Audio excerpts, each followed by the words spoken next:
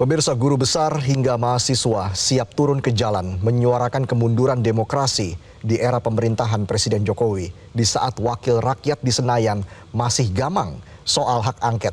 Benarkah turun ke jalan menjadi solusi di tengah banyaknya kritik akademisi? Kita akan membahasnya bersama Guru Besar Psikologi UGM, Profesor Kunchoro, dan Pakar Hukum Tata Negara, Fahri Bamit. Selamat malam, Prof. Kunchoro. Selamat malam, Pak Fahri. Selamat malam Mas Reza, selamat malam Pak Fahri, Pak Ari.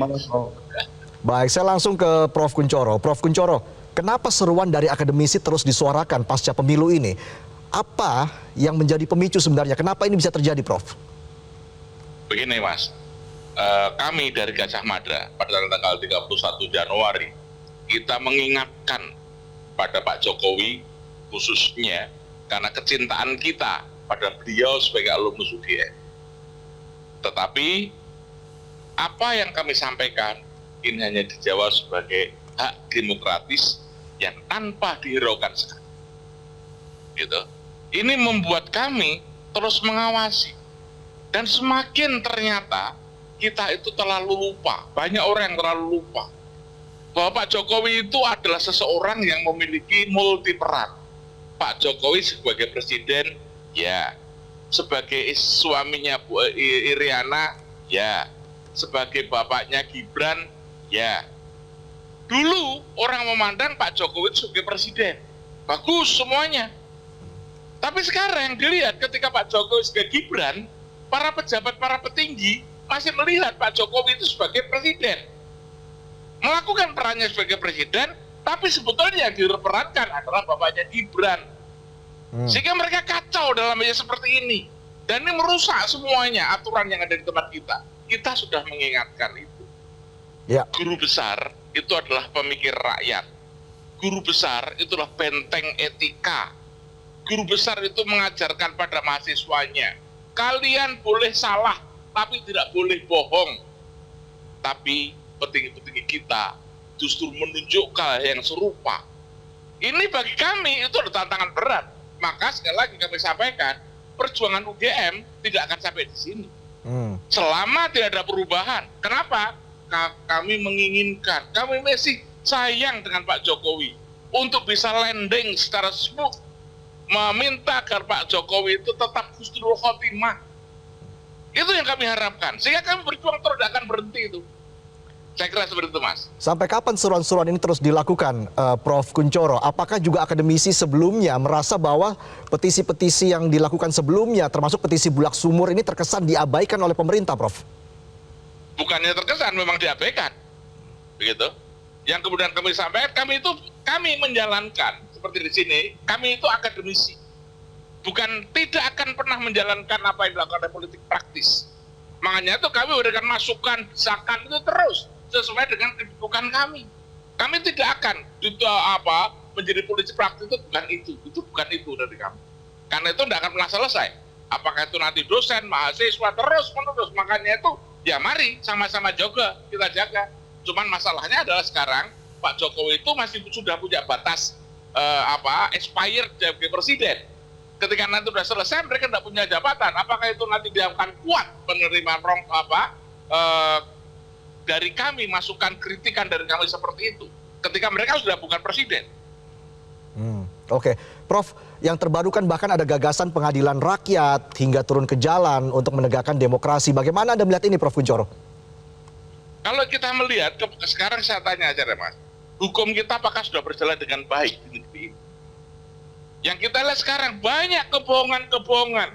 Satu yang saya tidak rela sebagai seorang dosen, itu adalah banyak pembodohan dan bahkan memanfaatkan kebodohan rakyat untuk sebuah kemenangan dalam pemilu.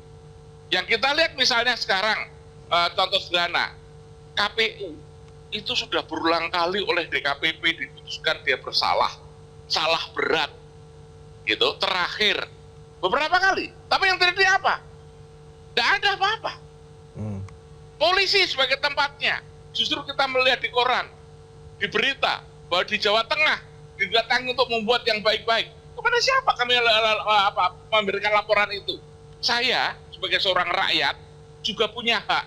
Menurut pasal 13 Undang-Undang nomor 2 tahun 2002 ya tentang tugas polisi itu adalah mengayomi masyarakat. Saya juga masyarakat yang merasa ditipu, yang merasa dibodohkan oleh mereka. Tolong kami juga dilindungi ya seperti ini. Oke, baik. Saya langsung ke Pak Fahri. Pak Fahri, Anda melihat apakah memang selama ini aspirasi dari para akademisi ini diabaikan oleh pemerintah sehingga muncul terus seruan-seruan dari akademisi seperti ini, Pak Fahri? Iya, saya tidak tahu ya, aspirasi yang disampaikan oleh para akademisi ini apakah diperjuangkan melalui saluran-saluran konstitusional, saluran-saluran formal yang ada di berbagai forum pengadilan ataupun lembaga-lembaga otoritatif, ataukah memang cuma seruan-seruan yang disampaikan di mimbar-mimbar kampus. Ini masalah. Sehingga dengan demikian mekanisme koreksi yang sebenarnya sudah disiapkan oleh negara itu kalau tidak digunakan atau tidak didaya gunakan itu kadang-kadang itu menjadi sulit. Ya, jadi saya kira misalnya seruan-seruan yang disampaikan ini kan masih berkaitan dengan sengkarut pemilu yang selama ini terjadi. Banyak soal sebenarnya, banyak hal yang sebenarnya bisa kita lihat satu-satu. Tapi pertanyaannya bahwa sejauh ini saya tidak pernah melihat misalnya saudara Zainal Arifin Mokhtar misalnya mengajukan satu persoalan hukum di Mahkamah Konstitusi atau di lembaga-lembaga otoritatif misalnya. Daripada misalnya mengajukan atau mendorong agar orang-orang misalnya melakukan satu peradilan jalanan misalnya, atau satu perbuatan yang bersifat egenrechten, perbuatan-perbuatan main hakim sendiri, itu saya kira itu sangat jauh dari spirit kita sebagai sebuah negara hukum. Nah, ini juga tanggung jawab moral akademik sebenarnya yang ada pada masing-masing orang tentunya. Kita tidak boleh berfrustasi seperti itu. Kita juga tidak boleh menjadi orang yang melihat situasi saat ini, ya iklim dan atmosfer demokrasi ini seolah-olah seperti besok ini mau kiamat gitu ya. Tanpa harus kita mendayagunakan berbagai upaya-upaya kritis, berbagai ruang-ruang yang sebenarnya telah disiapkan oleh konstitusi untuk harus kita luruskan persoalan-persoalan itu. Jadi memang ini tanggung jawab kita semua sebagai akademisi untuk bagaimana melakukan upaya-upaya korektif terhadap jalannya pemerintahan dan jalannya negara. Tapi tentunya kan ada adabnya juga gitu kan. Ada mekanisme, ada saluran-saluran yang sebenarnya telah diberikan tentunya. Ada kanal-kanal penyelesaian dan aspirasi itu bagaimana bisa disampaikan tentunya. Nah, ini kalau saya melihat ini terlalu apatis gitu ya. Jadi baiknya kita kembali kepada dasar kita dalam bernegara ini, komponen kampus ya, masyarakat ilmiah tentunya punya peran yang cukup signifikan. Kita mainkan peran-peran konstruktif ini dengan cara-cara yang tentunya juga dibenarkan secara hukum tentunya. Jadi sebenarnya aspirasi itu sangat baik ya. Aspirasi ya, pikiran-pikiran kampus itu juga harus kita tampung sebagai sebuah sebagai sebuah koreksi, sebagai sebuah masukan yang konstruktif tentunya. Kalau memang misalnya seruan itu harus kita memperbaiki tata kelola pemilu kita, berarti seruan itu, aspirasi itu kita arahkan untuk bagaimana undang-undang pemilu itu diperbaiki tentunya. Tapi kalau andaikan seruan-seruan itu bersifat korektif terhadap jalannya tata kelola pemilu saat ini, baiknya kita mendayagunakan lembaga-lembaga otoritatif yang ada saat ini. Sekarang misalnya kita berbicara tentang pemilu. Sengkarut masalah ini belum pernah diuji sampai dengan saat ini di Mahkamah Konstitusi. Kita masih menunggu tanggal 20 akan disahkan suara sah nasional, dan setelah itu semua pihak punya hak untuk mempersoalkan itu ke Mahkamah Konstitusi. Fase ini saat ini kita lagi menunggu nih, bahwa memang nanti akan terbukti atau tidak. Apakah Mahkamah bisa mendeklarasikan adanya satu pelanggaran hukum yang sistemik sebagaimana yang didalilkan selama ini oleh semua pihak, ataukah seperti apa? Jadi saya berpikir coba kita menunggu semua itu, kita bersabar sedikit untuk memahami dinamika dan mekanisme tata negara yang saat ini sedang berproses, sedang berjalan, sembari kita mengajak orang-orang misalnya untuk bagaimana menyampaikan pikiran-pikiran kritis itu secara lebih konstruktif tentunya. Jadi saya barangkali mungkin sedikit kontra dengan narasi untuk barangkali karena aspirasi tidak diakomodir oleh pemerintah, lalu kita menggeser gerakan kita ini menjadi gerakan jalanan, padahal hakikat daripada negara hukum itu dibentuknya institusi pengadilan itu untuk apa? Untuk memindahkan perdebatan jalanan menjadi perdebatan yang jauh lebih beradab dalam ruang sidang tentunya. Menurut Anda harus melalui lembaga-lembaga otoritatif tadi ya, seperti itu ya Pak Fahri. Nanti saya akan ke Prof. Kunchoro, tapi kita harus jeda dulu pemirsa, kami akan kembali saat lagi, tetaplah di Prime Time News. Kita kembali dalam diskusi kita pemirsa, saya langsung ke Prof. Kunchoro. Prof. Kunchoro, saya ingin minta tanggapan Anda terkait dengan pernyataan dari Pak Fahri tadi bahwa sebenarnya ada saluran-saluran yang otoritatif begitu dalam memberikan ataupun menyalurkan aspirasi ataupun petisi. Prof. Kunchoro melihatnya seperti apa, Prof?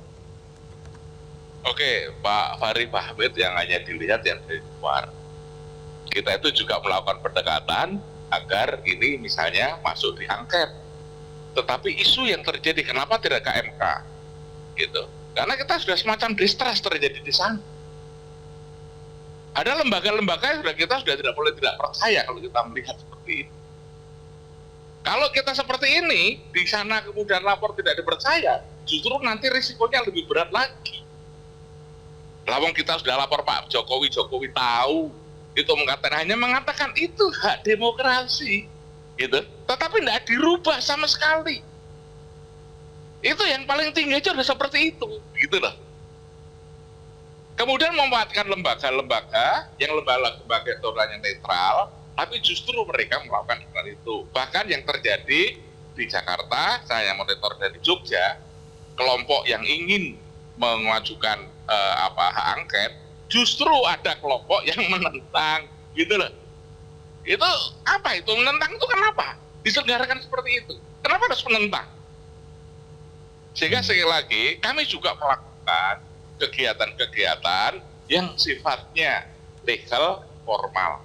Tapi kita melihat juga situasi. Karena sekali lagi, ada pembenaran-pembenaran, sekarang misalnya Bawaslu, mereka mengatakan tidak ada yang tersistematis. Apakah sudah diteliti? Sudah dilaporkan di sini. Tapi mereka sudah menyatakan tidak ada yang pelanggaran yang tersistematis seperti itu. Langsung kenapa judging seperti itu? Tipuan lagi. Baru saja KPU ternyata kerjasama dengan Alibaba. Semakin hari semakin banyak kesalahan-kesalahan yang dibuat dengan sengaja seperti menabrak dari hukum. Itu yang menjadi persoalan dari kami. Tapi Sehingga Prof. dari Kunchoro, kami, apakah Anda masih percaya aspirasi dari akademisi masih akan didengar oleh pemerintah, Prof? Loh, kalau tidak dengar itu kewajiban kami. Kewajiban kami untuk menyuarakan itu. Untuk mendidik ini paling tidak, kalau kita keluar seperti ini, mendidik pada rakyat. Gitu. Membuat rakyat terus sadar bahwa kalian itu dibodohi.